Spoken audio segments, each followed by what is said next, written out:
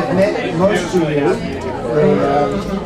I am Josh's father-in-law. What can I do? And thank you all for joining us. I wanted to give a spontaneous little toast.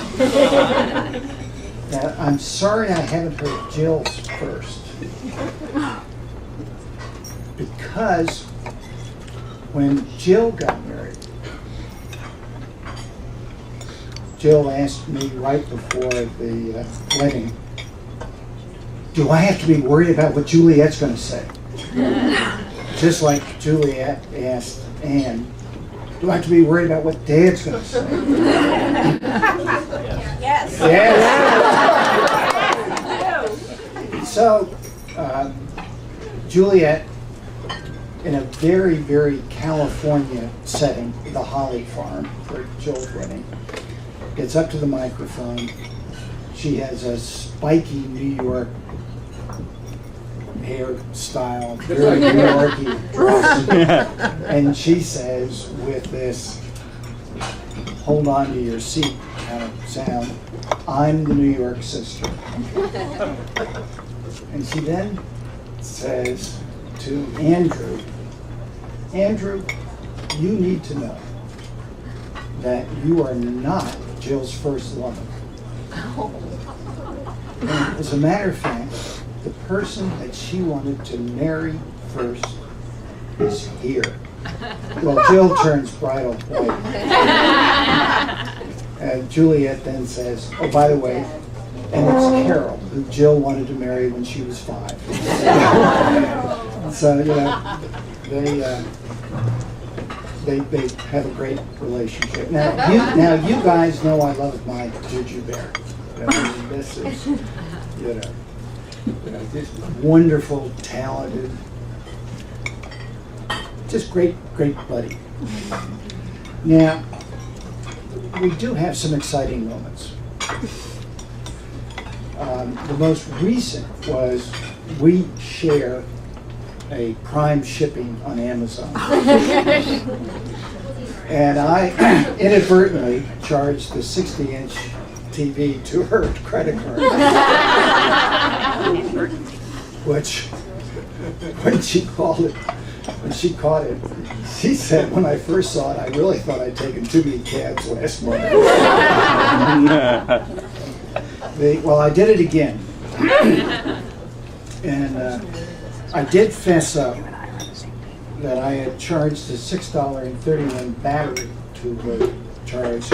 Her response in this email was, and I quote, "You sneaky bastard." Now, when caught, I pay my debts. I'll take that for her. So $6.31.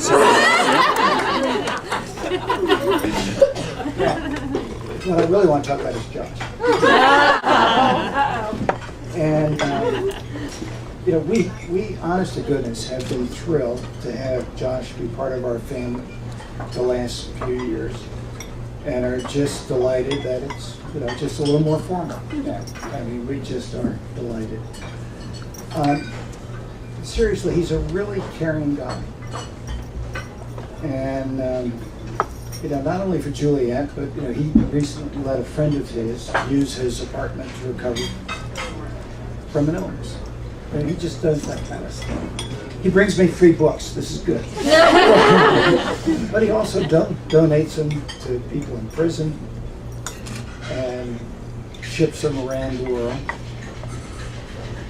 He has a fabulous family. Just great. You know, his dad, his brother, his nephews, his cousins, you know, and his dad, in this wonderfully nice touch, gave his and his late wife's engagement ring to Juliet and their wedding rings. And I'll tell you, if this didn't, you know, get us doing that. You might not know he's an Eggs Benedict TV star. He did on the Food Channel. he has just this infectious joy of life, and an insatiable curiosity from the Gotham roller derby, and kind of a cool website. He's active in the community, and supporting the defense of the abortion clinics, the atheist groups, public parks. Yay. Great cook. I made all this myself. Who with Juliet has made many of my doctors faint. But, and what I appreciate most about his cooking, he's a meat eater. And he's trying to save me from the crazies in my family who like Indian vegetarian.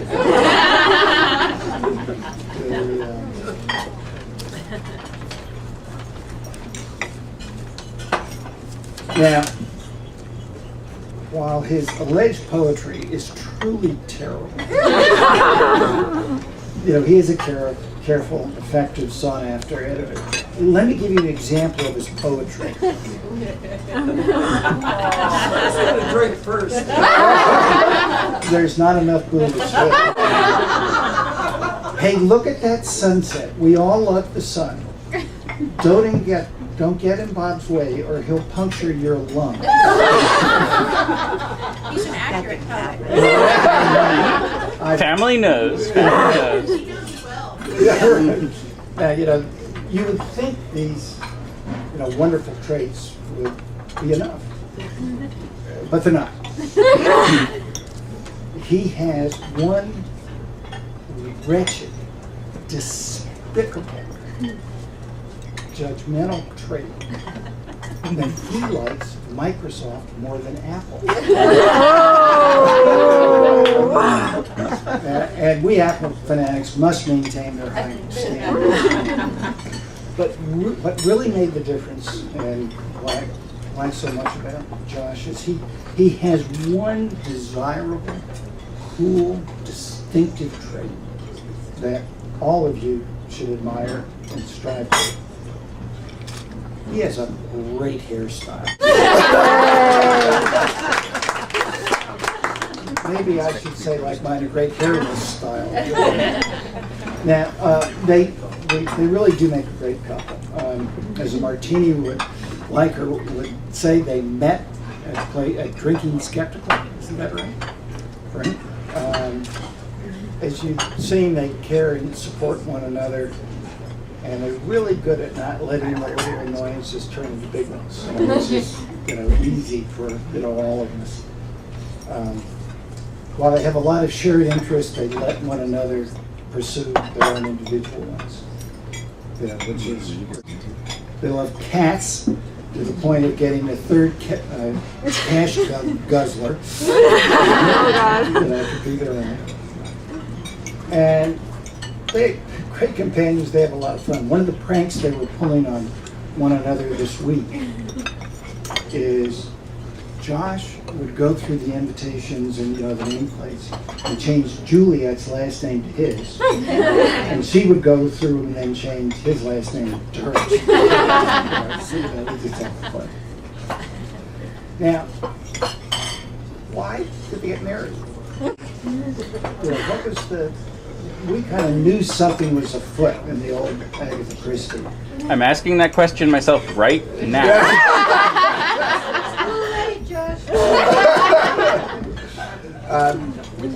They introduced one another's families and then went to the great clam bake.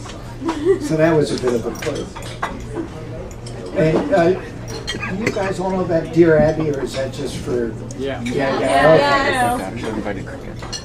A woman once wrote Dear Abby saying, I really like the sports fanatic. What should I do? And she said, learn football. Well, Juliet bought a meat freezer and squeezed it into her apartment. Josh learned to dive off our dock at Love Ladies. This was an event to be remembered. Hope you took a picture. They're not available. But the real sign was when Josh gave up his beloved Brooklyn apartment. Yeah. And I said, Josh, why don't you guys move to Brooklyn? And he very seriously said, it's much better for Juliet to be in Manhattan.